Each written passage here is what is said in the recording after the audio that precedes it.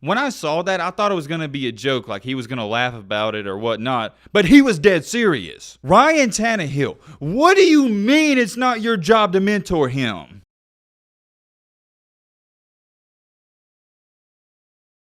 Heading into the NFL draft, the guy with the most eyes on him, the guy with the most hype around his name, and the guy that everybody was raving and talking about was Malik Willis. He was the talk of the draft. Now, there were some other quarterbacks and notable players here and there, but overall, everybody was excited about him. I think a large reason for that is because you either loved this guy or you didn't like him. There was no in-betweens. Leading up to the draft, there was one thing that had everybody in awe and they were drooling over him about, and that was his arm talent. There were some videos being leaked out where he was launching the ball 60, 70 yards down the field. A big reason he was getting a lot of hype too is because he's a great kid and he has all the intangibles. You really can't say enough great things about him. He's done so many great things. He's donated to charity. He's close to God. He's just a great person, at least from everything I've seen so far. Unfortunately, just because you're a great person, that doesn't mean you should be a first round pick or a top 10 pick or anything like that. You also got to be good at the game. There's some NFL GMs and scouts that believe being a good teammate, that's valuable, and there's some that don't really care. They just want you to go out there and do your job. I understand that completely, but not to a certain extent. Me personally, if I'm picking a guy and I'm putting a team together, I don't only want just good football players, I want good people. I want good and great teammates on and off the field.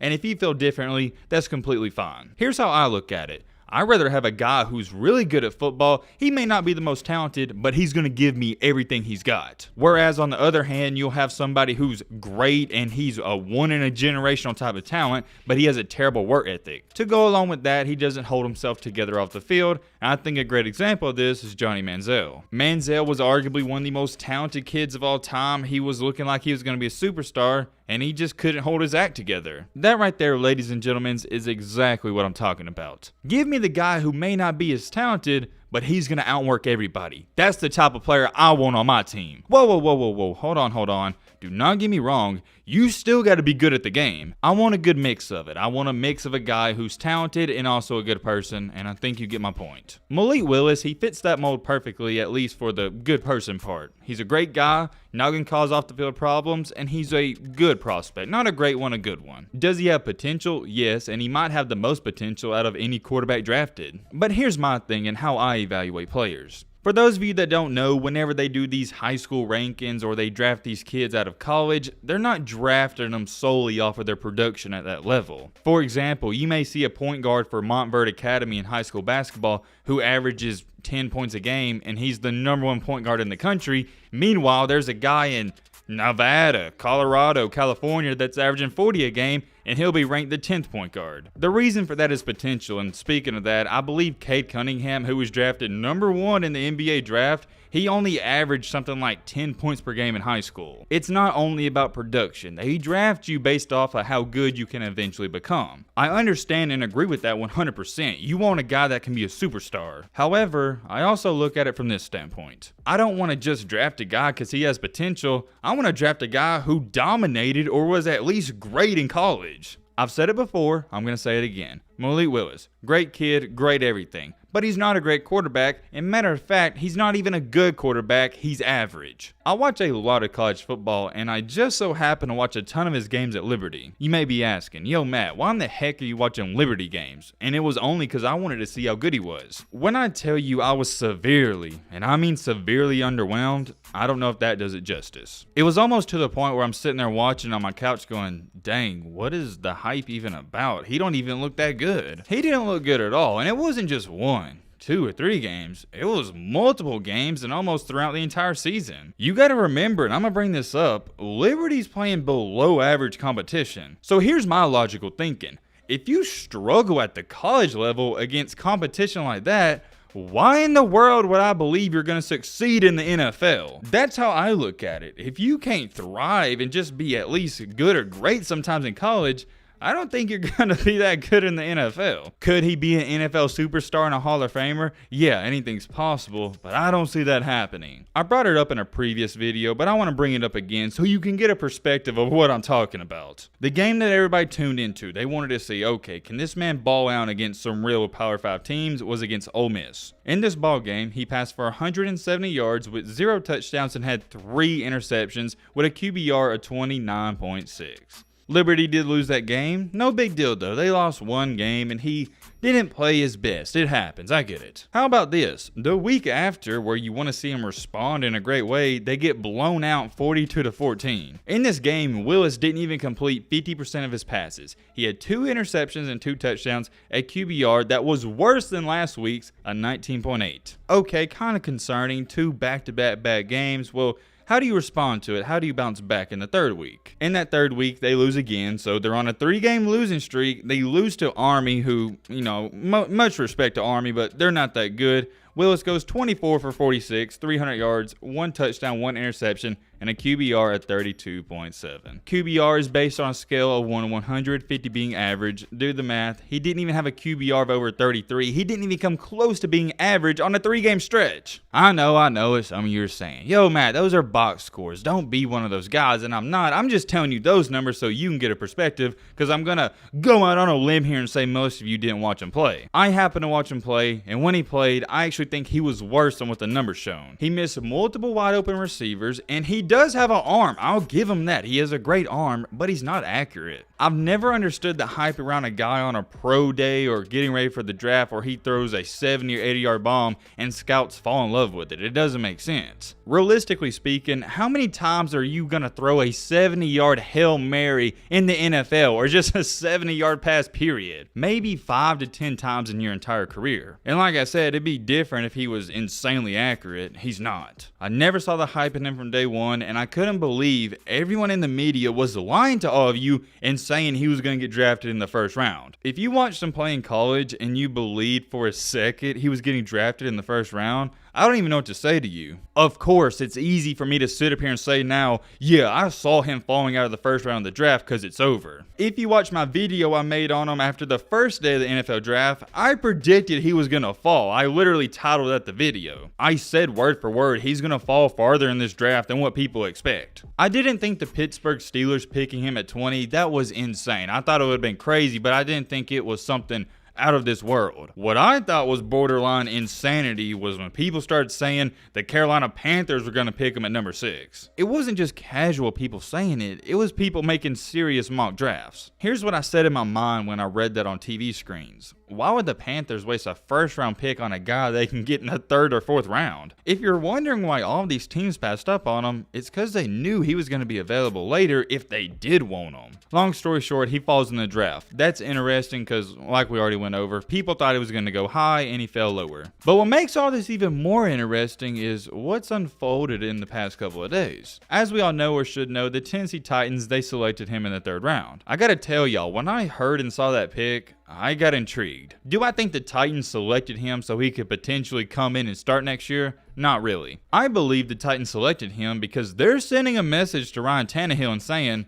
if you don't improve from last year where you was awful at times, we're moving on from you. It wasn't so much about them picking up Willis for him to play quarterback, it was more of a message to Tannehill. They're applying pressure, and that's a good thing. Last year for the Titans, Tannehill, he was money and he was solid early on in the season. As the season continued to progress, if you kept up with the Titans, you know what I'm saying, not only did the team start to get worse, but it seemed like Tannehill got worse too, and it's not a coincidence. It doesn't matter if it's middle school, high school, college, or NFL, or Canadian football. You're only going to go as far as your quarterback can take you. It's no longer the 1990s, early 2000s, or even the 1980s. You can't rely on a defense. You got to have a quarterback. The greatest example of that is what we saw last year with the Bengals and Joe Burrow. That man almost won a Super Bowl with an offensive line that was about as thin as a one-ply sheet of toilet paper. That was easily one of the worst offensive lines I've ever seen in my life. We do got to give them some respect. The Titans have been good the past couple of years, and you could say they've exceeded expectations at times. The good thing about playing for the Titans in Nashville, Tennessee,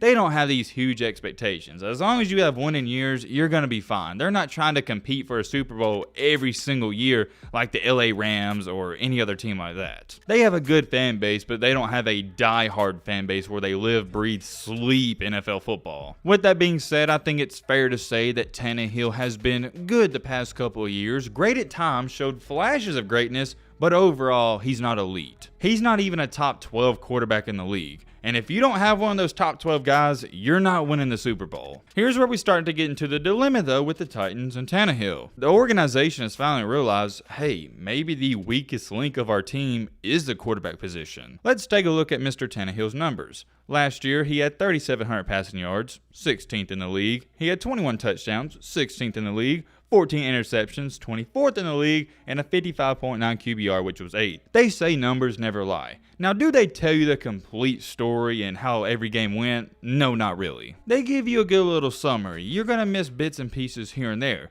You don't know if those 14 interceptions, they were costly ones, or if they came in the fourth quarter in a blowout. In the playoffs, the Titans were upset by the Bengals 19-16, and if you were watching that game, you know dang well the Bengals should not have won. I say this with full confidence, not a single doubt in my mind. That performance by Tannehill was the worst quarterback performance I've ever seen in the playoffs. It was so bad because the Titans defense played a perfect game. Everyone on the team did their job to an exceptional level, except for Tannehill, and he cost him the game. I've never seen an instance in my life like that in the playoffs where a quarterback is that detrimental to his team. He was flat out pathetic. He was 15 for 24, 200 yards, but he had 1 touchdown to 3 costly interceptions, QBR 10.3. The biggest difference, though, in that game, if you watched it, Tannehill, his offensive line kept him healthy. He only got sacked 1 time. Joe Burrow, on the other hand, he got sacked 9 times. It was actually so bad that reports came out this morning that he had to go seek therapy after the playoff loss because it put him in a quote-unquote dark place. I don't think there's nothing dark about it. You just played like crap, and maybe you're not that great, Tannehill. Maybe you're a decent NFL regular season quarterback that can lead a team to 10,